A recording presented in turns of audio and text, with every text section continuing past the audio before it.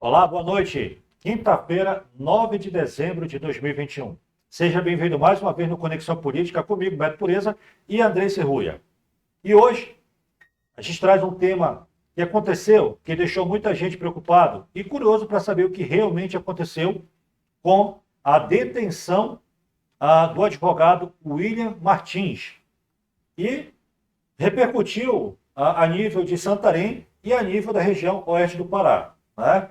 Então, a gente vai, antes de chamar o convidado, eu gostaria de desejar boa noite, Andrei. Boa noite, Beto. Boa noite, Fábio também, doutor Fábio. Boa noite, doutor William. É um prazer estar com vocês aqui, participando dessa entrevista aqui, esse programa. Boa noite, doutor William. Boa noite, Beto. Boa noite, Andrei. Boa noite, doutor Fábio. Boa noite, Beto. Boa noite, Andrei. Boa noite, doutor William Lopes. Bom, sejam todos bem-vindos, sejam todos bem acolhidos. Espero que o momento agora que vocês possam explicar realmente tudo o que aconteceu. Mas, diante de tudo, a sociedade de Santarém soube, através de alguns blogs, sobre a detenção da advogada William. Daisy, print na tela. Bom, aí o blog, o Estado Net, diz que o advogado acusado de tentar extorquir assentados pelo INCRA no Lago Grande é preso em Santarém. Próximo print, Daisy.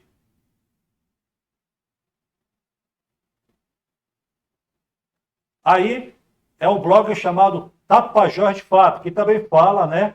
Andrei, pode ler pra gente? O William Lopes foi acusado diversas vezes de tentar tirar dinheiro de comunidade do pai, Lago Grande, de maneira ilegal. Assim joga pra gente. Bom, então a população do oeste do Pará soube através de blogs. E o incrível é que eu percebi, André, que eles fizeram uma lambança.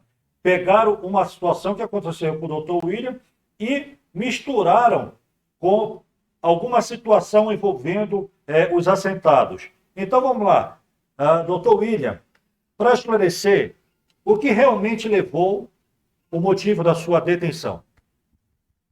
Primeiramente, Beto, eu gostaria de agradecer esse espaço, porque, como todo mundo bem sabe e acompanha, destruir o trabalho de alguém, a reputação de alguém, é muito simples. E eu estou aqui, aproveitando esse espaço, para esclarecer, porque a maior parte das pessoas, quando ficou sabendo, clientes meus, se preocuparam, por lógico. E, infelizmente, pequenas pessoas, né, através de pequenos meios de comunicação, fizeram esse carnaval, misturando a minha vida pessoal com o meu trabalho, pela regularização fundiária aqui no oeste do Pará.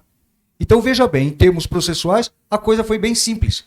Eu fui detido para ser citado. Perfeito? Isto porque um processo de 2005, numa cidade que eu já não morava lá há mais de 10 anos, quando foi impulsionado o processo pelo juiz, não me achou. Mandou me citar por edital. Também não achou, porque já não morava em Minas, já morava em Santarém. E por último, por derradeiro, o juiz tomou uma atitude que não é comum entre os juízes, mas não deixa de ser legal. E mandou uma ordem para que eu fosse localizado em qualquer lugar e detido, até que eu fosse devidamente citado para me manifestar no processo que, nascido em 2005, foi impulsionado em 2016, quando eu já não estava mais no estado de Minas Gerais. Perfeito? Então, a essência é isso. Eu fui detido aqui, no estado do Pará, para ser citado por um juiz de Minas Gerais para que eu me manifeste no processo que alguém adentrou contra mim. Então, Okay. É a minha questão pessoal e eu fico muito feliz de ter esse espaço para expor. Obrigado novamente. Ok. Doutor William, por que blogs estão noticiando que o senhor foi preso por questões de regularizações fundiárias? Beto Pureza, isto é fácil de explicar, é difícil de entender, mas é fácil de explicar. Veja bem, o Pai Lago Grande, né, que eles gostam de chamar de Pai Lago Grande, um projeto de assentamento socialista na região do Lago Grande, quando se criou, através do INCRA, essa área regularizada pela União, ela foi designada para ser vendida aos produtores rurais que lá já residiam. Isto foi em 1980. Quando veio 2005, que o PT instalou a SR-30, a Superintendência em Santarém, eles quiseram fazer uma experiência com seres humanos. Todos que moram no Lago Grande foram automaticamente transformados em assentados do INCRA sem que nunca quisessem eles querer ser assentado. Foram enganados e a partir do momento que, convidado pelas associações, comecei a dar palestras e explicar a verdade do processo fundiário, de que eles são vítimas, o STTR e todas as ONGs que acham que proteger a Amazônia é guardar árvores e só para índios e quilombolas, obviamente usam desses meios pequenos para tentar denegrir não só a pessoa, mas principalmente, que é o que mais me preocupa, o trabalho. Porque não precisa ser eu necessariamente o advogado, mas nós temos que ter advogados com coragem, discernimento para enfrentar essa máquina, porque é uma máquina que não quer a regularização, não quer o desenvolvimento para a nossa área, do oeste do Pará e de resto da Amazônia como um todo. Ok. Agora eu quero falar com o doutor Fábio. Doutor Fábio, blogs fizeram uma lambança. Eu acredito que tentaram macular a imagem do doutor William, um fato que aconteceu no outro estado, com a luta dele com a questão da regularização fundiária. E até então chegou a diretoria aqui da Web TV Nossa Voz apenas a notícia de 2 blogs. E a gente vê que eles tentaram criar uma situação da detenção dele relacionando às questões fundiárias. Doutor Fábio, existe crime aqui? Houve realmente uma intenção de blog de tentar denegrir a imagem do doutor William? O que o senhor tem a dizer, doutor Fábio? Boa noite a todos. Beto, o que nós precisamos esclarecer é que a ordem de prisão, de detenção do Dr. William Lopes, nada tem a ver com as notícias vinculadas. Nós acreditamos e até a nossa orientação é que ele faça cópia de todas essas matérias e que possa demandar judicialmente para apurar a responsabilidade, uma vez que pode ter acontecido um oportunismo, uma pirotecnia, no sentido de difamar ou, no mínimo, turbar as ações defendidas pelo Dr. William. A ordem de prisão, ela inclusive não foi dada em forma de precatória, onde o juiz soubesse aonde o Dr. William, que ele milita na comarca e na região de Santarém, toda aqui do oeste, com endereço fixo, com residência, labuta no direito, inclusive participou do pleito de votação aqui para a nossa subseção da OAB. Motivo pelo qual o que resta claro é que houve aí uma intenção de macular a imagem dele com o objetivo de prejudicá-lo, frente ao que ele defende aqui na região. Importante dizer, a detenção, a prisão no caso, ela se deu única e exclusivamente com base no artigo 366, que tem por finalidade a citação do suposto acusado, ressalvando que, no devido processo legal, toma-se o nome de acusado por uma formalidade, mas ninguém pode ser considerado culpado antes de transitar e julgado uma sentença condenatória em última instância. Ok, antes de eu passar para a próxima para o doutor William, Andrei, a gente viu aí essa lambança de blogs tentando denegrir a imagem de alguém que milita na questão da regularização fundiária, para que possa se gerar oportunidade a donos de terra, não só de assentado, mas principalmente de proprietários de terra, que a gente vai falar disso já já. Andrei. Beto, se observar, tudo é blog da esquerda, tudo ideologia da esquerda. Então, para quem conheceu ali, para quem conhece o Lago Grande, quem está participando ali para entender melhor o que fizeram, a brutalidade, a violência que fizeram com a população para manter aquela população no status de miséria, no status de alienação, onde para essas ONGs é o que eles querem, ONGs, políticos, pessoal da esquerda, que para eles é o ideal manter essa população do Lago Grande sem condições de ter sua terra legalizada, sem ter condições de ter uma linha de crédito, porque para eles, quanto mais eles mantêm a população nesse status, eles obtêm retorno financeiro, doações, e mantém a população alienada para os políticos também.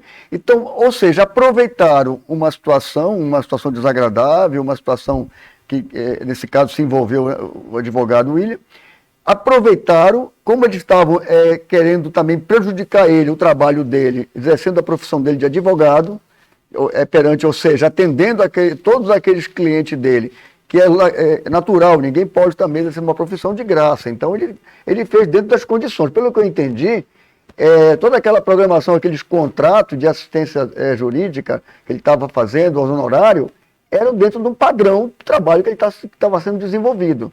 E eles pegaram uma notícia que não era nem daqui da região e linkaram com a atividade dele só para prejudicar, neutralizar. Isso é grave. Se a gente parar para analisar, por exemplo, nem todo advogado está disposto a enfrentar um sistema desse que nós temos lá no Lago Grande. Nem político muitas vezes está disposto, tem que ter coragem. Então, é isso que nós temos que combater, não podemos aceitar calado uma situação dessa. Eu espero que todos sejam punidos. Quem se envolveu tirou proveito, e eu também torço que as coisas melhorem, que a gente possa melhorar a qualidade de vida da população do Lago Grande, trazendo a regularização, nesse caso, para que eles possam ter suas terras e possam, de fato, desenvolver. Ok, doutor William, explica para a gente, agora você tem a oportunidade de explicar para todo o povo do oeste do Pará, para todo o povo do Pará, Brasil e do mundo. Explica para a gente qual é a verdadeira realidade fundiária do Lago Grande. Bacana. Beto, é um assunto simples e complicado ao mesmo tempo. Mas antes de adentrá-lo, eu vou passar a palavra para o Dr. Fábio, que quer tecer uma consideração. Bom, é importante dizer e deixar claro que, por ocasião da detenção, no caso propriamente dito da prisão do Dr. William, os direitos dele como advogado e como cidadão foram totalmente resguardados desde o momento da abordagem pela equipe do policial civil delegado Silvio Birro, que em momento algum deixou que faltasse dignidade por ocasião do cumprimento mandatório. Tá? Assim como também, por ocasião de audiência de custódia, o Poder Judiciário da comarca de Santarém, que realizou, através do doutor Alexandre Rizzi, do juiz de direito, do magistrado, em todo momento demonstrou bastante preocupação em manter a dignidade. Não pôde, naquele momento, deixar o doutor William citado e solto por tratar-se de um processo que corria em outra comarca e não seria competência, a falta de competência. Porém, em todo momento, o Dr. William teve a assistência, teve a dignidade mantida e é importante deixar bem claro, até agora, o Dr. William não existe nenhuma condenação que possa macular a sua conduta. É tão somente para fins de indiciamento, para fins de citação. É importante dizer que tal atitude, tal procedimento processual, nem sequer é tomado por costume nas comarcas, na maioria do Brasil. Tá? É um caso isolado, é uma atitude, é uma forma procedimental tomada pelo juízo daquela comarca. Muito obrigado a todos. Então, Tarcísio, joga para cá. Doutor William, só repetindo a pergunta, explica para a gente a verdadeira situação fundiária, a realidade do Lago Grande. Veja bem, Beto, começando do princípio, que é bem mais fácil. O Lago Grande aparece para o governo federal quando a área de 257 mil hectares é arrecadada em 1980. Nasceu uma matrícula imobiliária, sendo proprietário a União. E, dentro dessa matrícula, vinha escrito a determinação da União para que o INCRA pegasse essa terra e vendesse para as pessoas que a estavam ocupando. Perfeito? Tanto é que 150 dessas pessoas, dessas famílias, assim fizeram o trabalho completo.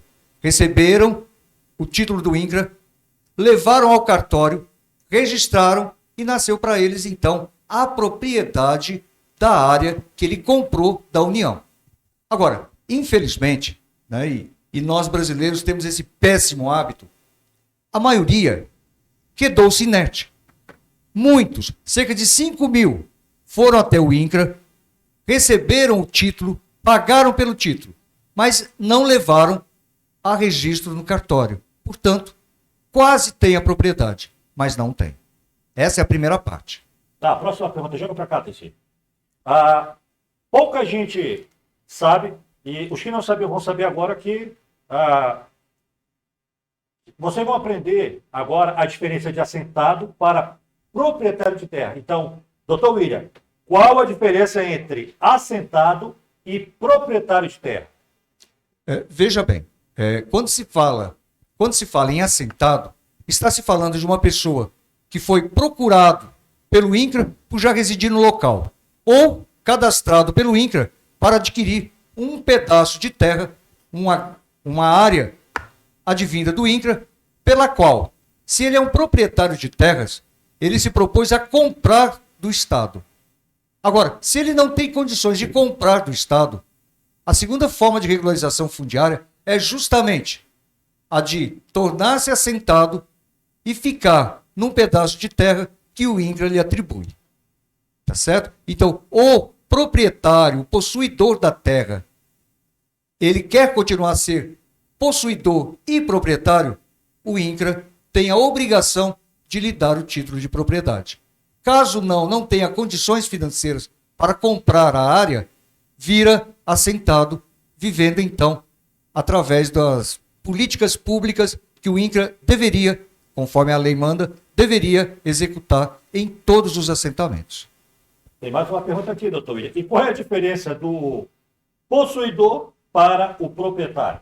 O possuidor, pensando sempre no possuidor de boa fé, ele está em cima de uma terra, trabalhando, morando, que não é dele. É terra pública federal, gerida pelo INCRA.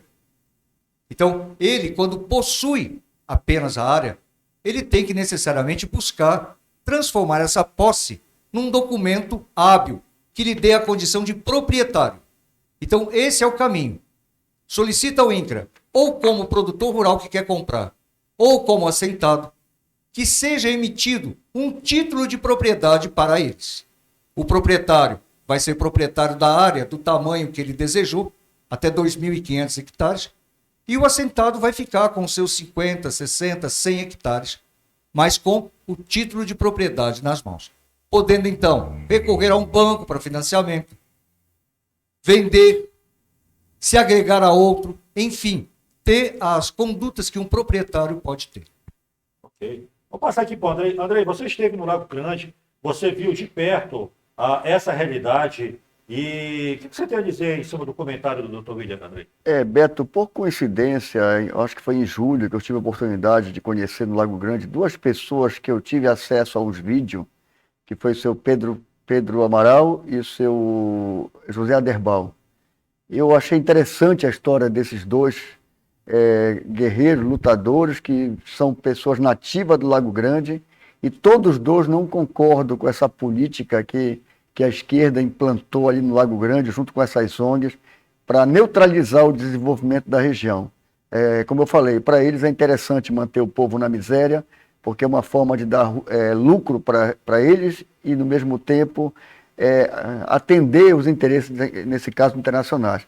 Então, a gente vê que é uma luta difícil, realmente não é fácil. E quando se entra na esfera jurídica, você vai direto ao problema. Então, por exemplo, eles estavam ali desamparados, né? São pessoas que estavam ali querendo ter acesso a um título para que possa ir um banco ter acesso a uma linha de crédito, né? E ter condições de pegar sua terra e plantar, produzir e vencer na vida com o seu próprio suor.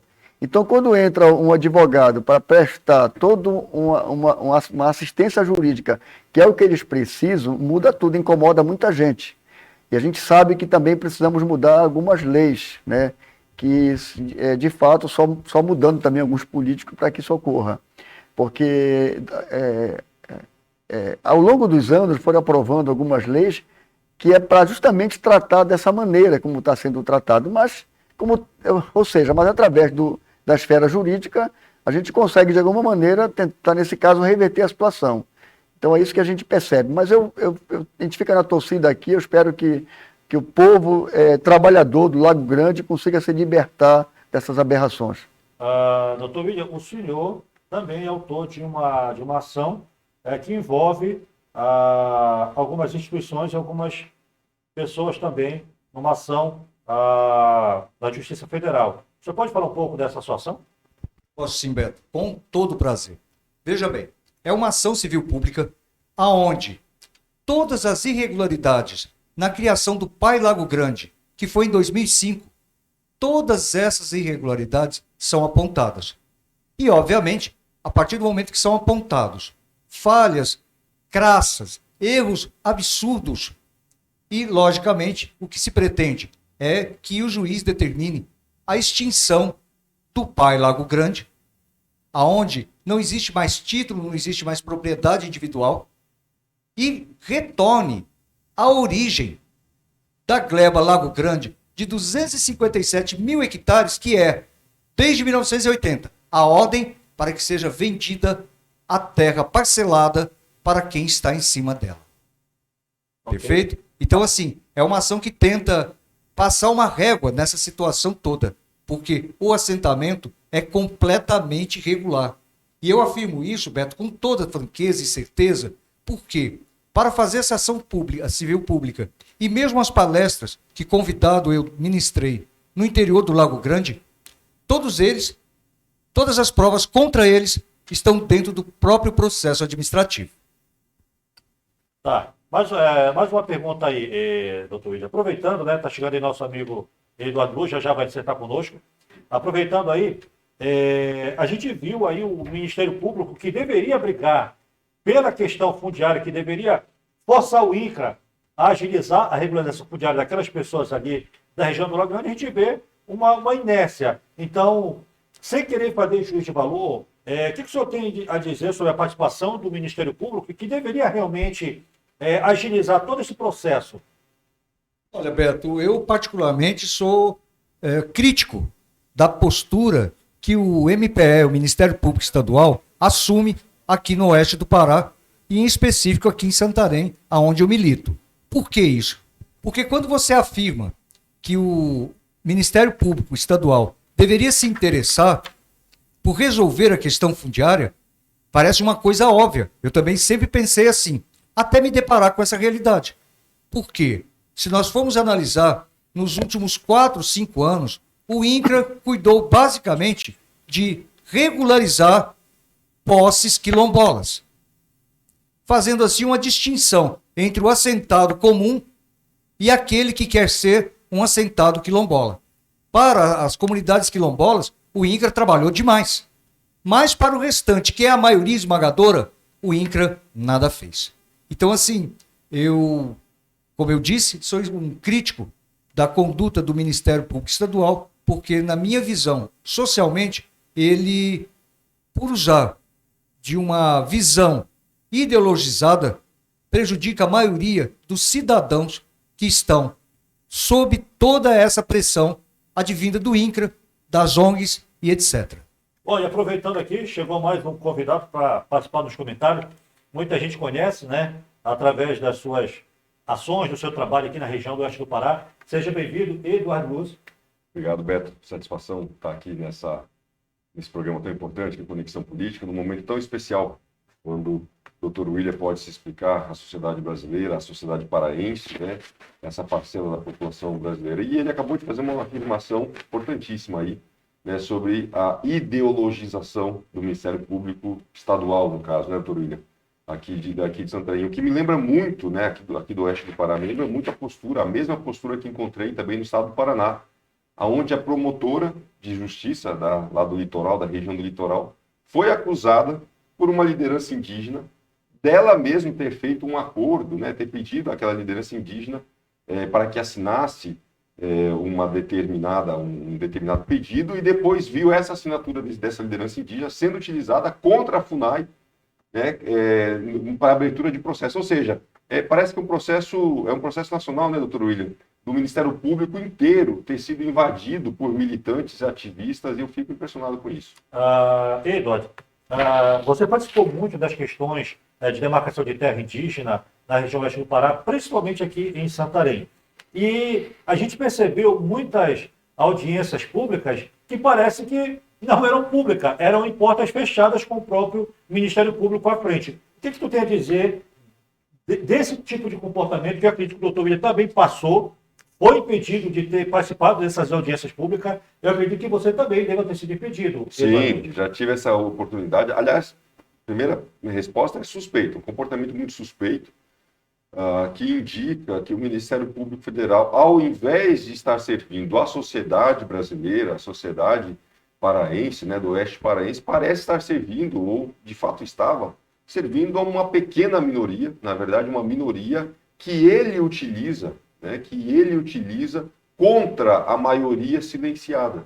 Ao mesmo passo que ele silencia a maioria, né, há um livro muito importante que eu quero recomendar aqui ao nosso telespectador, chamado Quem Manipula as Minorias Étnicas no Brasil. É um livro interessante do autor Lourenço Carrasco. E ele cita várias ONGs, eu cito vários setores da sociedade, inclusive ONGs internacionais, mas esquece de falar que os próprios servidores públicos, os servidores do MPF, manipulam.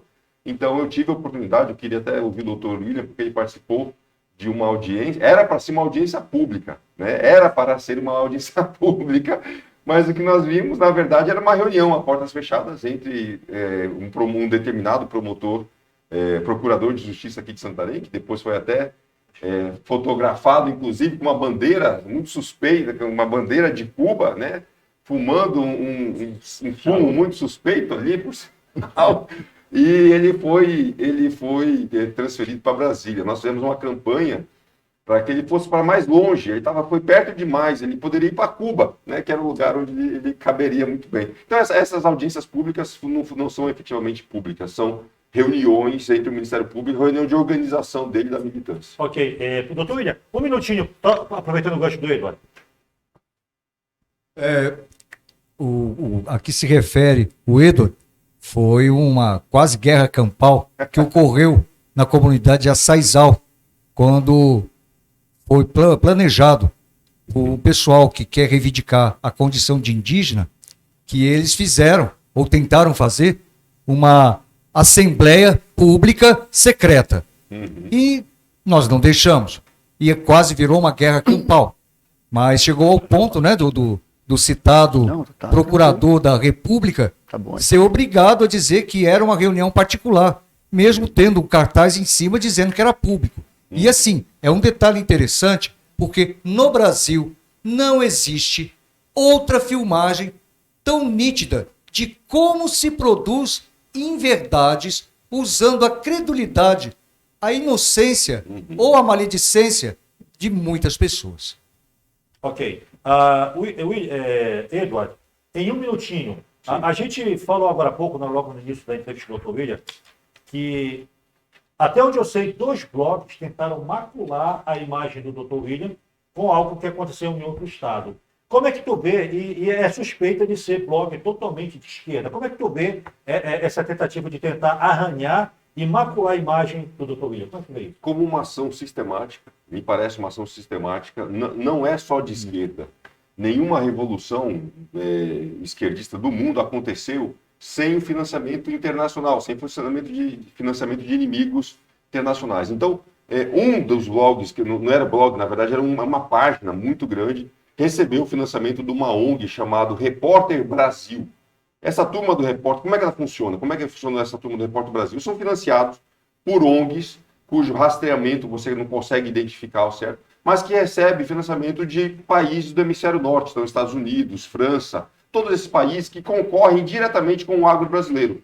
Qual é a função do canal Repórter Brasil? Não é outra a não ser detonar com o agro brasileiro, com o sistema produtivo agrícola nacional para os países do exterior. Então eles fazem matérias como essa repórter veio aqui até Santarém, veio lá de São Paulo até aqui, foi uma que escreveu um artigo enorme, inclusive citou meu nome, citou o nome de uma importante liderança regional, o nosso parceiro, um amigo que eu conheço, Jó, como não tinha muito o que falar, só falou que ele era seguidor de Bolsonaro e de Silas Malafaia, não tinha muito o que falar de mim, só falou que também fez acusações óbvias de que nós seguimos o que é certo e honesto no país e acusou o doutor William de qualquer coisa leviana nesse sentido. Perdão. Segundo as notícias que eu tirei no blog, parece que sindicatos entraram com ação contra Sim. o Dr. William, né? Sim. E denunciando extorsão, e daqui a pouco o Dr. William vai já falar sobre isso. Que extorsão. Aí, Eduardo, a gente vê blogs maculando a imagem dele, vê sindicatos, parece que é tudo combinado, tudo orquestrado. Tem alguma coisa para falar, Eduardo? Claro que tem, claro que tem. Na verdade, eu começo a perceber, Beto, você foi, eu já te falei isso pessoalmente, o Beto, para quem não conhece, foi a primeira pessoa a denunciar aqui no oeste do Pará um sistema covarde, né, de etnicização artificial promovido pela própria Secretaria de Educação, por causa da educação, o sistema escolar indígena, como é o nome? Sistema modelante. Modular indígena. O Beto foi o primeiro a denunciar. Dr. William foi talvez, provavelmente, o primeiro advogado, ou um dos primeiros a denunciar esse sistema de corrupção. E eu, como antropólogo, fui o primeiro antropólogo, até hoje, talvez o único, a denunciar sistematicamente o que eu tenho chamado de um processo de catequese etnogênica artificial. Né? Quando pessoas, o que é isso? Padres, notoriamente à esquerda da Igreja Católica, lembrando que nós respeitamos a instituição enquanto instituição religiosa, mas um setor da esquerda, que a gente pode chamar ali das pastorais sociais, sobretudo da CPT, faz um processo de catequese etnogênica, né, que junto com o Sindicato de Trabalhadores Rurais, né, o STTR, né, Trabalhadores e Trabalhadoras Rurais, literalmente convenceram determinadas parcelas da população santarena a se dizerem indígenas, quilombolas, ou então a se juntarem ao Pai Lago Grande, né, numa grande articulação coletivista, comunitarista, para não dizer comunista. Né?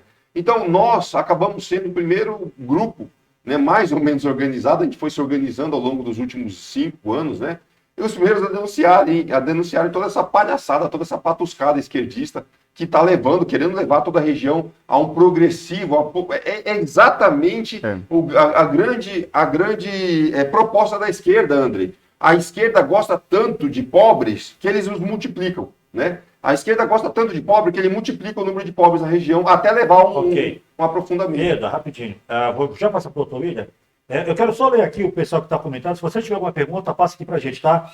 A Laura Ott fala: odeio o PT, sei que faziam no sul, invadiam as terras documentadas e tudo mais, né?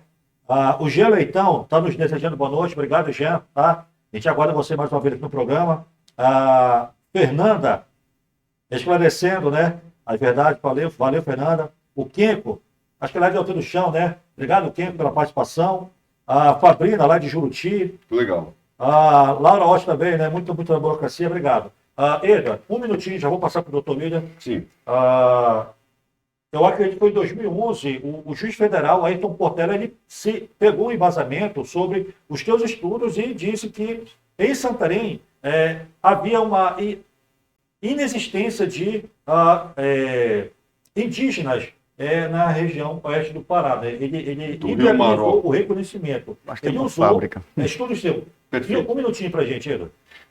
4 de dezembro de 2014, a sentença do então juiz Ayrton Portela reconheceu a inexistência desse grupo étnico chamado Borari, do Rio Maró, que reivindicava a demarcação dessa terra, baseado completamente num laudo que eu havia redigido e entregue, sim, em 2011, e depois ele foi protocolado, nesse caso, foi agregado ao caso, e ele foi um dos caras que, primeiro, é uma sentença histórica, foi um juiz que primeiro reconheceu a manipulação identitária. Então eu espero sinceramente que não só ele, mas que outros juízes venham a reconhecer que a Convenção 69 da OIT abre a porteira para a manipulação identitária coletiva, ou seja, quando uma coletividade resolve se dizer indígena ou quilombola. E nós estamos nessa luta, nós esperamos, só para fechar, que a Câmara Municipal de Santarém, tão logo inicie os trabalhos no começo do ano que vem, no começo do ano legislativo, abra uma comissão especial de estudos parlamentares para investigar o que está acontecendo no Planalto Santareno. Porque, literalmente, o MPF ingressou de novo agora em juízo para nos impedir de acompanhar os trabalhos que estão sendo realizados pela FUNAI. Então, é lamentável que isso esteja acontecendo na nossa cara, né, a olhos vistos, esse processo de manipulação identitária que será condenado pela população brasileira em breve. Eu assim espero. Bom, doutor William, então, tá aí, aproveitando o gancho do Eduardo, mas o senhor pode complementar lá o que ele perguntou agora para o senhor. Uma aldeia indígena dentro da área praticamente urbana de Santarém, Açaizal, querendo reconhecimento, demarcação também, lógico, mas depois vai ser demarcado. Exato. Então, além deles tentarem ter demarcação na parte ribeirinha ali do Rio Maró, agora estão querendo tomar terra dentro da região urbana de Santarém. Doutor William. Beto, assim, nós somos poucos, como disse o Edward, né, porque precisa de coragem para se expor, porque a atitude, a conduta da esquerda é sempre quando ela não tem os argumentos, ela ataca as pessoas.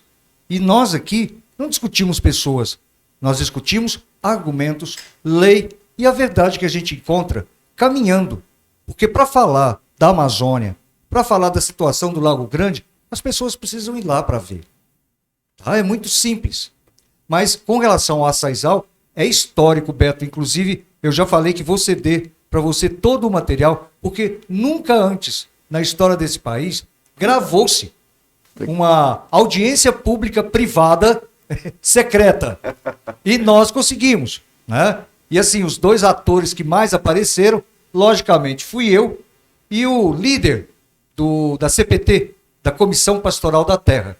Mas todos os que estavam lá presentes, os candidatos à etnicidade indígena e os produtores rurais que lá estavam, participaram de um momento histórico, porque conseguimos mostrar pelo vídeo como é que se cria a farsa. Tá certo? Ok. Doutor William, nós vamos passar para a próxima parte do programa. Considerações finais, um minutinho, doutor William. Eu gostei demais, por esse lado, desse evento pessoal que acabou ganhando uma repercussão entre os supostos inimigos, porque saibam, nós não somos inimigos de ninguém, nós só caminhamos atrás da verdade e do bem-estar de todos. Então, assim, eu gostei demais porque deu-me uma projeção que eu não tinha, que vai fazer com que o Lago Grande e todos os demais assentamentos de papel que nós temos desapareçam para dar para o cidadão brasileiro que está em cima da terra a oportunidade de ter uma vida decente. Porque vida decente na terra é só com mecanização. E para mecanização precisa-se do banco para quem não tem o dinheiro. Portanto, senhores, eu gostei demais e vai ficar na minha vida, na minha história, esse marco. Agora, para o nosso trabalho, ele revigorou, porque quantidade de pessoas que se preocuparam, que se manifestaram, foi gigantesco. Muito mais a favor do que os pequenos querendo nos derrubar. E agradeço por demais essa oportunidade. Eu espero que realmente a questão da regularização fundiária seja pautada sempre que possível neste e em outros programas que realmente trabalham para a sociedade. Obrigado. Ok. Doutor William, já passo por ele. As portas da UEB-TV estarão sempre abertas para quem precisar, para quem quiser ter voz. Então, sinta-se de porta sempre aberta pela UEB-TV Nossa Voz. Perfeito, eu agradeço e que esse espaço tenha a consideração que mereça. Okay. Então, vamos passar aqui. Eduardo, já a gente vai estar para o segundo bloco. Um minutinho. Só uma consideração final. Talvez a única parte que eu discordo do William é acerca da repercussão que ele disse que aumentou e que ele não tinha antes. Na verdade, eu preciso corrigi-lo porque um vídeo, o vídeo que mais foi assistido dele circulou, acho que coisa de um mês antes, né? E foi um dos mais visualizados, né, das páginas do Facebook, onde aparece o Dr. William dando uma aula, literalmente uma aula ali de direito constitucional, direito territorial, explicando a diferença entre propriedade privada, entre o que foi feito com o Pai Lago Grande, uma verdadeira armadilha que foi montada sobre a população da região. Então, o Dr. William já tinha, né, um respeito crescente pela população do Lago Grande, que agora o admira ainda mais.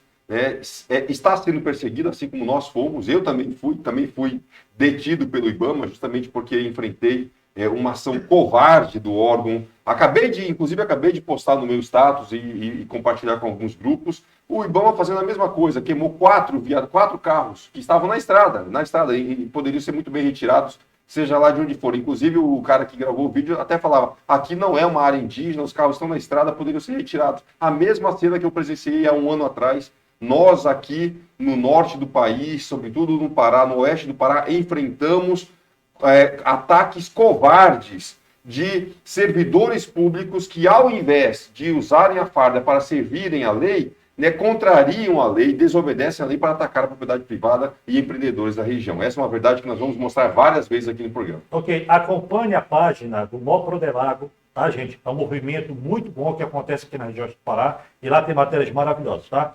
Seguindo com a matéria, vamos falar de notícia boa. General Heleno, ele autoriza pesquisas, né, de ouro aqui na região amazônica. Taissi, aperta o play. O documento mostra que desde 2019, o Conselho de Defesa Nacional autorizou 81 atividades de exploração ou então pesquisa de minérios ali na região amazônica. Em 2021, a maior parte dessas autorizações foi concedida, foram 45. Essas autorizações, elas são dadas pelo Conselho de Defesa Nacional, que tem como um dos integrantes o ministro do Gabinete de Segurança Institucional, o general Augusto Heleno. Ele é secretário executivo do Conselho de Defesa Nacional. Esse conselho ele precisa analisar os pedidos de pesquisa ou exploração de minérios que são dados em regiões consideradas estratégicas ou de soberania do país, que é o caso ali da Floresta Amazônica e também das faixas de fronteira. O que chama atenção é que neste ano foram concedidas 7 autorizações para pesquisa de existência de ouro ali na região de São Gabriel da Cachoeira, que é uma região bem ao noroeste ali da Amazônia, uma região de difícil acesso, conhecida como Cabeça do Cachorro, e que possui. Antes de eu passar para os comentaristas, vamos aí para o comentário de Malaquias José Moutinho. Então, gente, cada dia que passa, cada fato novo que acontece, a gente fica mais surpreendido o tanto que a esquerda não quer o progresso do nosso Brasil, o tanto que a esquerda não quer o progresso da Amazônia. Olha, com a notícia maravilhosa, o general Heleno liberando pesquisas em garimpo, lá em Roraima, e a gente ainda tem algum questionamento como se isso não fosse uma coisa boa. Aí a gente fica realmente sem entender qual é o objetivo dos nossos políticos atuais, qual é o objetivo da nossa mídia atual. Gente, a pessoa libera para poder fazer pesquisa de garimpo, para poder trazer riqueza, o nosso tesouro. Ele tem que ser dividido com a população. Aí no momento que a população consegue acessar algum benefício, vem a mídia inteira caindo de pau, dizendo que não pode, e eu gostaria de ver quais são os fundamentos. E a gente tem visto, a gente tem convivido com esses absurdos já há 20, 30 anos, e parece que os nossos ouvidos se acostumaram a conviver, a gente fica sabendo desses absurdos, impeditivos ao progresso, impeditivos ao benefício da comunidade, às nossas riquezas, e ainda a maioria do pessoal da nossa mídia e os nossos políticos tradicionais questionam e contrariam e contradizem essa situação que eu achei de grande valia. É um grande passo, é a abertura, é o que nós precisávamos, é a chave de ignição para a gente conseguir, quem sabe lá, liberar todos esses garimpos. Que nós temos milhares de pessoas envolvidas nesse processo, envolvidas nessa produção de minério, pessoas do bem, pessoas trabalhadoras, pessoas que só querem o benefício e a evolução. É extremamente importante a gente entender que o garimpeiro ele é um homem trabalhador, o garimpeiro é um homem que cumpre as obrigações, o garimpeiro ele é um empresário. O que pega a gente às vezes de surpresa é onde a gente vai julgar como se o garimpeiro fosse um agressor, como se o garimpeiro fosse uma contrariedade daquilo que a gente acha natural, daquilo que é o progresso da economia. Então o garimpeiro está de parabéns, é na luta, a gente sabe que o caminho é difícil, a gente sabe que por trás de tudo isso aí existem interesses internacionais, a gente entende os pontos de vista das ONGs. Só que as ONGs, elas têm que entender que o nosso garimpeiro faz parte da nossa sociedade. O garimpeiro, ele é um homem digno, é um homem trabalhador e ele traz o progresso para a nossa sociedade. Essa é que é a grande verdade. A evolução financeira automaticamente traz a evolução social. Gente, é uma notícia espetacular que a gente, graças a Deus, está convivendo com ela. Esperamos que o general Heleno tenha ainda mais sucesso e consiga liberar milhares de pesquisas em garimpo. Obrigado, gente. Tá aí, Malaquias Moutinho, sempre preciso nos comentários. Ele concorda aí com esses comentários aí do Malaquias Moutinho? Não poderia concordar Garimpeiro mais. é bandido, garimpeiro é gente que não presta, concorda? É assim que a esquerda o vê, né? Como bandido, garimpeiro, traficante, madeireiro, qualquer outro empreendedor ali, para eles é tudo da mesma categoria, de bandido, de traficante, enfim, a esquerda os vê como bandidos. O mais interessante foi que essa semana tem 2 eventos que comentam essa cena que muito bem exemplificam. O primeiro, a entrevista concedida pelo histórico garimpeiro José Altino ao programa ao programa Direto ao Ponto, né, da Jovem Pan, que eu recomendo para todo mundo que estiver assistindo aí, assista, né, o José Altino dando essa entrevista. E segundo, ontem mesmo foi matéria nacional, que está ainda hoje circulando nos grandes canais, um grupo de garimpeiros decidiu apresentar-se, né, junto ao Ministério da Damares Alves, Ministério da Mulher, Família e Direitos Humanos, como comunidade, como povo tradicional, né? Então, eles decidiram utilizar um instrumento da esquerda, que é da esquerda identitária, identificando-se como um povo tradicional e está, assim, rebuliçando. Foi um rebugo, né? A esquerda pulou a metros de altura, mas a pergunta é, garimpeiro existe desde quando? Não são uma comunidade tradicional, não são pessoas que trabalham há milênios, se não, no caso do Brasil, há séculos aqui, né, minerando, não são mineradores de pequena escala, não defendem. Então, eles encontraram um artifício lá em 6040 de 2007 e na Convenção 69 da OIT, o direito de reivindicar direitos tradicionais. Está dando rebu. Eu tenho alguns problemas com essa reivindicação, porque é a mesma reivindicação que indígenas e quilombolas fazem, mas serviu apenas para mostrar que a esquerda odeia o progresso, como disse Malaquias Moutinho. Ok. Andrei Serruia, você viu aí os comentários aí do Malaquias Moutinho, feliz, empolgado no comentário, né, com a notícia aí do General Heleno, abrindo essa oportunidade de pesquisa e abrindo espaço, né, para a garimpagem na Amazônia, no nosso território tão precioso. Beto, o que o Malaquias falou está escancarado, só não vê quem não quer.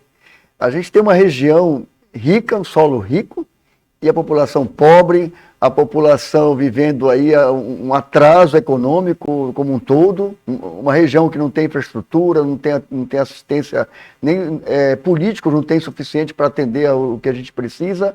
Então, ou seja, a realidade é essa. O formato que vem esse longo dos anos se apresentando e propondo para o povo da Amazônia é o atraso. Então, quando a gente vê uma mudança dessa que tá ocorrendo na nossa região, a gente vê uma política agora que, de fato, estamos tendo uma política da direita, que se possa dar oportunidade para explorar as nossas riquezas, para trazer qualidade de vida para a população. Quando você olha garimpo, ou seja, o minerador em modo geral, quem causa dano é quem trabalha na ilegalidade. E quem causa a legalidade é justamente o poder público que dificulta. Então, tudo aquilo que você proíbe, automaticamente dificulta você estabelecer regras. Então, aí que está o erro. Com essa vontade de atender a comunidade internacional, eles proíbem tudo. E o garimpeiro, que é uma profissão, como tu falaste, milenar e no Brasil secular, quantos anos que o garimpeiro, desde que o Brasil foi colonizado pelos portugueses, nesse caso, a mineração. Então, claro que tem que haver uma evolução, é natural. Até porque não sabemos até quando a humanidade vai precisar dos minérios. Hoje pode ser um produto de extrema importância para a humanidade, como também o petróleo. Mas quem sabe daqui a uns anos, 200 anos, não sei, vai ser tão importante assim. Nós temos o alumínio, a bauxita, né, que produz o alumínio, não sabemos se aqui a 100 anos vai ter a mesma importância no mundo todo, né? Então as pessoas ficam preocupadas que vai ter uma reserva de 500 anos, não sabemos. Nós temos que explorar e trazer qualidade de vida, porque principalmente para o homem da Amazônia, porque não temos tecnologia. Para nós termos tecnologia, nós temos que ter condições econômicas. Para ter, nesse caso, condições econômicas, nós temos que dar condições do povo explorar, nesse caso, nossas riquezas, para que possa ter uma melhor qualidade de vida. Então, isso que está acontecendo na Amazônia é muito bom, para que o garimpeiro realmente possa, de forma legal, explorar e ter, de fato, melhor qualidade de vida em toda a região. Ok, então vamos lá de notícia. Poxa, eu não gostaria de dar, mas a WebTV tem que apresentar o fato. Vamos de notícia ruim agora. O Helder e seu passaporte sanitário através do decreto, né? Aqui em Estado do Pará. Está aí, matéria? Sejam eles públicos, sejam eles privados, estejam obrigando que, para que frequentem locais públicos de circulação coletivo e locais privados, haja a apresentação da vacinação. Nós não podemos correr risco, não podemos deixar... Bom, antes de eu passar aqui para ti, Eduardo, eu queria só fazer um breve comentário. Lá na Alemanha, na época de Hitler, ele segregou a população. Ele separou os judeus e criou os campos de concentração, depois, criou os guetos, os campos de concentrações. E realmente para mim tudo isso aconteceu. Eu percebo que no estado do Pará está acontecendo algo parecido. Parece que o governador quer separar vacinados de não vacinados. Ele quer dar todo tipo de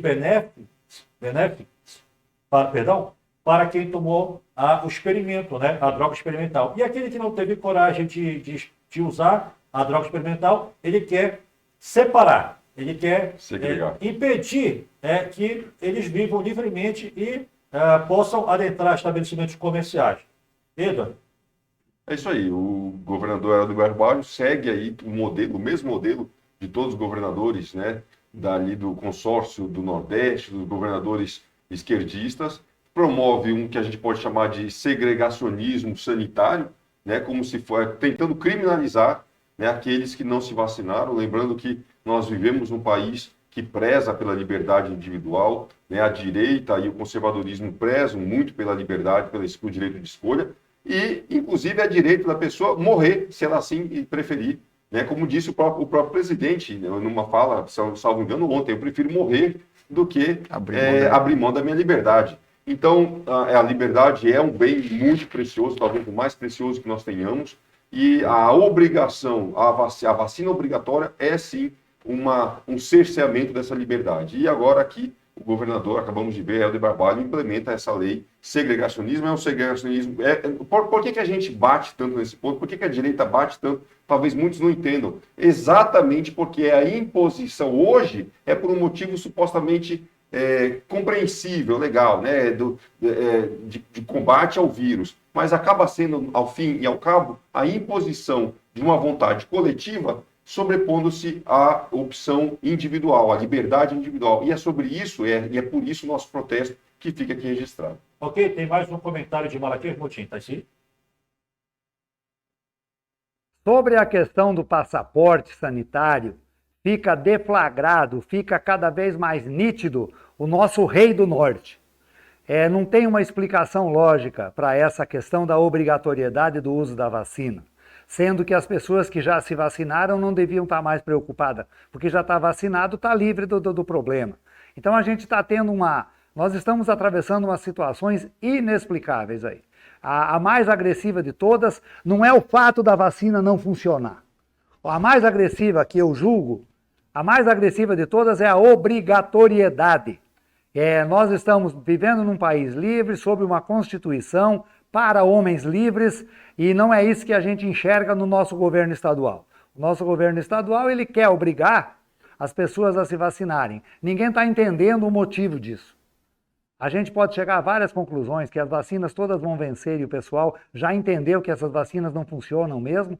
O meu filho, o mês passado, estava se tratando na Unimed e junto com ele no ambulatório tinha 4 pessoas com as 2 doses de vacina estavam se tratando junto com ele. Ele que não tinha sido vacinado, mas aí as outras 4 pessoas que estavam se tratando haviam tomado as 2 doses da vacina. Então é uma coisa absolutamente contraditória, absolutamente dito assim. Nós não temos como explicar essa obrigatoriedade, esse decreto goela abaixo de um governador que às vezes não tem o conhecimento da nossa necessidade social, faltando com respeito para o cidadão. Obrigado.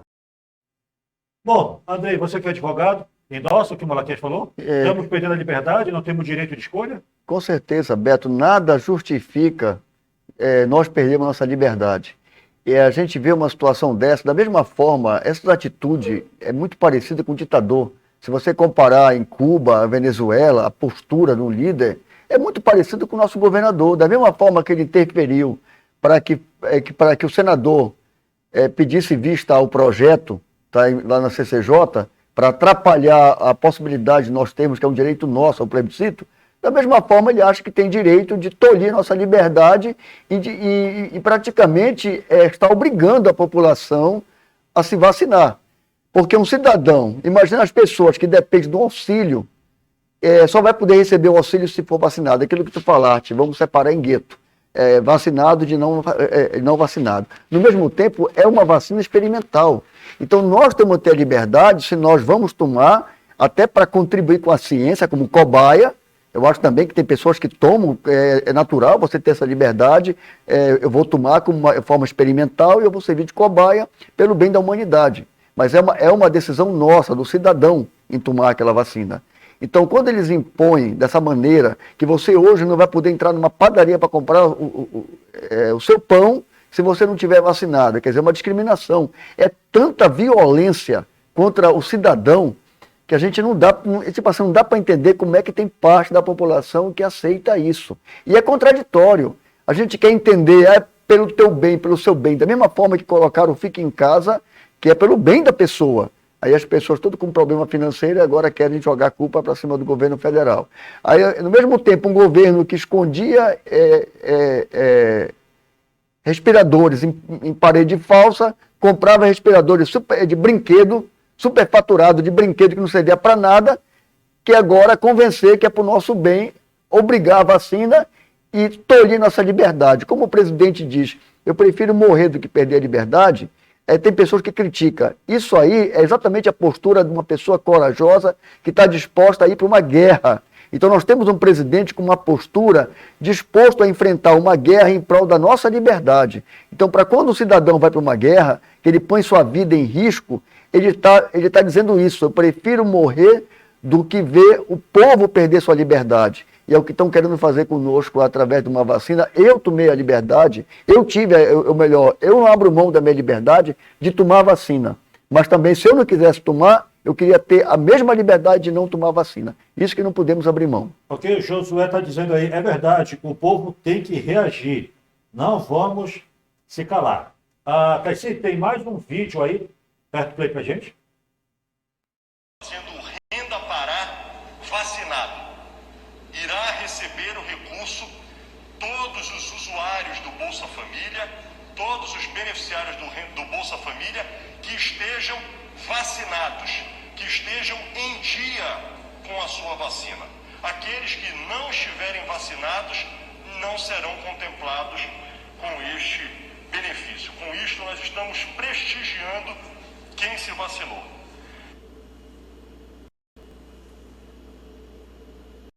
Antes de passar aqui para os comentaristas, passar a poeta, eu fico triste quando eu vejo alguém que tem o poder na mão, que tem o poder de ajudar, fica brincando com a vida das pessoas. Fica brincando de ajudar quem ele quiser. A necessidade, a fome, ela bate na porta de todos. E quem tem o poder na mão não tem o direito de zombar e de brincar com a necessidade das pessoas. Eduardo Lúcio. Para mim, me parece óbvio uma chantagem do governador, né, que impõe agora a vacinação, deixa de ser um direito, deixa de ser uma opção para se tornar praticamente uma necessidade para aqueles que não têm dinheiro. Isso só mostra, na verdade, uma segregação econômica, né? Quem não tem dinheiro e precisa da ajuda agora se vê obrigado a se vacinar, e isso desrespeita as liberdades individuais mais uma vez. Esse é o problema. E muitas pessoas falam, mas a pessoa que não quer se vacinar está desrespeitando a ciência, está fazendo isso, aquilo, outro. Mas olha, existem bons motivos para termos dúvidas e questionamentos acerca da eficácia da vacina, né? Os questionamentos são vários, são diversos, né? A doença é recente, a vacina é mais recente ainda, lembrando que outras doenças, né, contagiosas demoraram décadas para terem uma vacina adequada, e essa vacina, sobretudo a Coronavac, foi levantada em menos de um ano, né, em coisas de meses aí. Ou seja, é uma imposição, e o governador agora faz uma chantagem econômica. E o problema sabemos que as reações podem, inclusive, levar à morte, podem levar aí a problemas de coagulação do sangue, e algumas pessoas certamente poderão acabar pagando com a vida, né, esse desrespeito, essa imposição autoritária, mais uma vez, um autoritarismo sanitário, que acabará, sabe Deus onde. Hoje é a vacina, hoje é o combate a uma pandemia, e amanhã? O que virá amanhã? Então, acho que vale a pena abrirmos os olhos para essa pergunta. Cuidado com o que virá amanhã. Tá. André? Exatamente, Eduardo. Se a gente parar para analisar, se for continuar seguindo essa linha de imposição, não vai demorar muito para nós termos um chip aqui na nossa pele aqui. E pelo bem da humanidade, eles vão alegar que é para o bem da humanidade e nós vamos receber um chip sobre a pele. Então nós temos que se impor, não podemos aceitar fácil, e pode observar que são exatamente os mesmos governadores em todo o Brasil, esses que são aliados à esquerda. Então, incrível como fizeram toda aquela na época da campanha de 2018, colocando o presidente em dúvida que ele seria um ditador. E o que a gente está vendo é o contrário. Ele lutando pela nossa liberdade, querendo dar arma para a população para que ninguém vá justamente prender o cidadão, um governo que venha impor algo, né, contra o cidadão, e você vê agora a vacina, a mesma coisa. Então é isso aí. Infelizmente estamos passando por isso. Próxima matéria, tem um print aí, se eu não estou enganado, parece que o governador recebeu alguns chineses esse dia. Está aí? Solta o print aí pra gente. Hoje recebemos o grupo de investidores chineses XCMG Brasil, que tem interesse em instalar uma montadora de maquinário para o setor mineral. Um investimento importante para o nosso estado, que vai gerar oportunidade de emprego e renda. Joga pra cá, TC.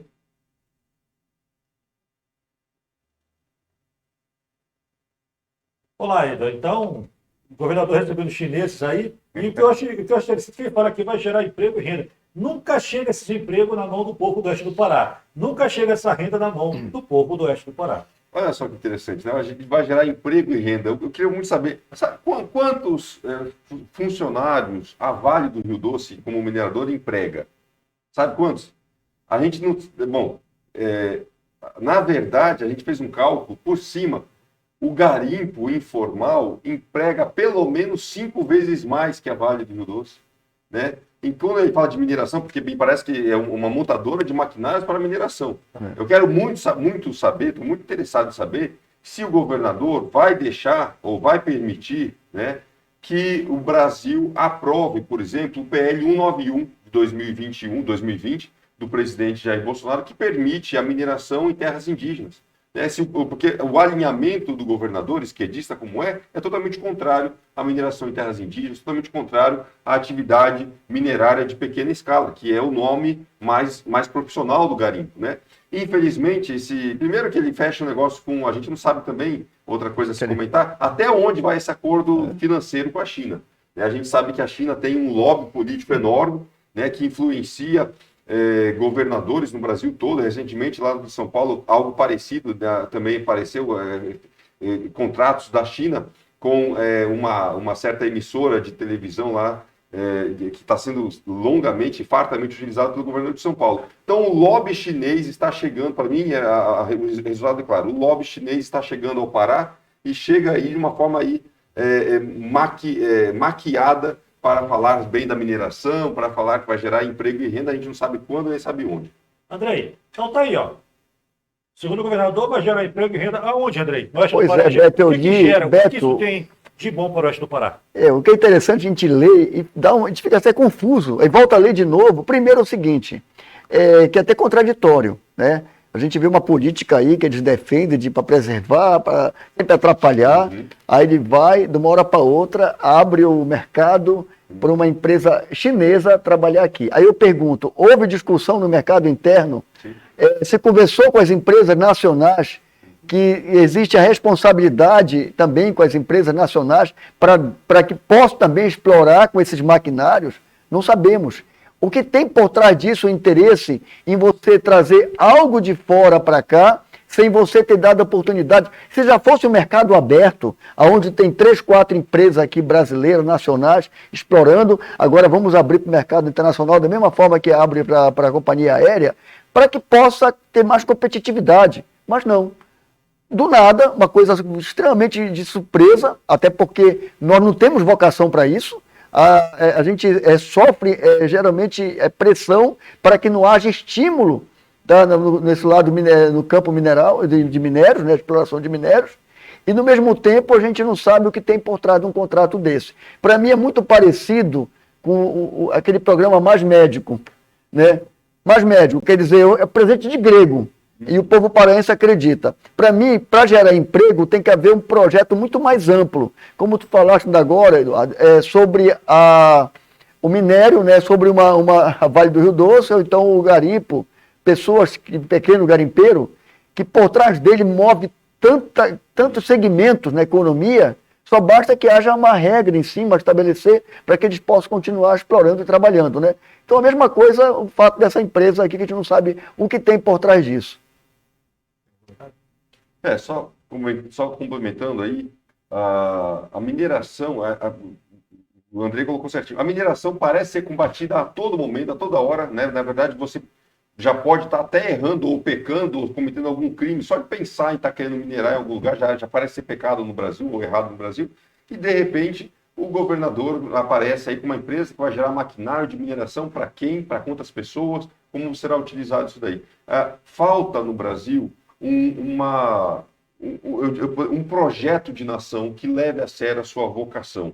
Esse pedido que os garimpeiros fizeram de serem reconhecidos enquanto um povo tradicional é muito interessante, porque o próprio Brasil começa, desde as suas primeiras décadas, enquanto um projeto de exploração. Primeiro, uma exploração vegetal, do pau-brasil, daí o nosso nome, como também, logo nos primeiros anos, da exploração mineral, que remonta à nossa mais primitiva origem. Só que hoje, por causa de lobbies internacionais, a mineração está na ilegalidade, a mineração em pequena escala. É lamentável tudo isso, uma pena. Espero que nosso presidente continue essa luta que ele tem para a legalização da mineração, não só em terras indígenas, como no Brasil como um todo, né, em geral. Ok, eu vou ler mais um comentário aqui. O Gleidson, lá de Alenquer, ele diz que sou a favor do estado do Tapajós e gosto dos comentários aqui do Malaquias, ele elogia o comentário do Malaquias, tá? Caici, a gente não vai passar essa última matéria. Vamos finalizar o programa com o segundo comentário do Malaquias, que muita gente está pedindo, quer ficar por dentro. Eduardo, muito obrigado pela participação. Vai ter um programa que a gente vai debater muita coisa contigo aqui. Obrigado pela participação. Voltarei, com certeza. É um prazer ser grande estar aqui e voltarei com certeza. Andrei, muito obrigado pela participação. Também, Beto, para mim foi um prazer participar, inclusive com a presença aí do Eduardo e também do advogado Dr. William, que tem um conhecimento muito grande de um tema que me interessa muito. Eu estou buscando conhecer cada vez mais a nossa região e essa complexidade toda. Olha, o programa hoje foi maravilhoso. Dr. William Martins trouxe muita informação, realmente, o que realmente aconteceu. Então, curte o vídeo, compartilha com os amigos, que a informação precisa chegar, vai chegar, tá bom? Vamos ficar com o segundo comentário de Malaquias Mutim explicando sobre essa questão do passaporte sanitário. Boa noite e obrigado pela audiência. Sobre a questão do passaporte sanitário, fica deflagrado, fica cada vez mais nítido o nosso rei do norte. Não tem uma explicação lógica para essa questão da obrigatoriedade do uso da vacina, sendo que as pessoas que já se vacinaram não deviam estar mais preocupadas, porque já está vacinado, está livre do problema. Então a gente está tendo nós estamos atravessando umas situações inexplicáveis aí. A mais agressiva de todas não é o fato da vacina não funcionar. A mais agressiva que eu julgo, a mais agressiva de todas é a obrigatoriedade. Nós estamos vivendo num país livre, sob uma Constituição, para homens livres, e não é isso que a gente enxerga no nosso governo estadual. O nosso governo estadual, ele quer obrigar as pessoas a se vacinarem. Ninguém está entendendo o motivo disso. A gente pode chegar a várias conclusões, que as vacinas todas vão vencer e o pessoal já entendeu que essas vacinas não funcionam mesmo. O meu filho, o mês passado, estava se tratando na Unimed e junto com ele no ambulatório tinha 4 pessoas com as 2 doses de vacina estavam se tratando junto com ele. Ele que não tinha sido vacinado, mas aí as outras 4 pessoas que estavam se tratando haviam tomado as 2 doses da vacina. Então é uma coisa absolutamente contraditória, absolutamente dito assim. Nós não temos como explicar essa obrigatoriedade, esse decreto goela abaixo de um governador que às vezes não tem o conhecimento da nossa necessidade social, faltando com respeito com o cidadão. Obrigado.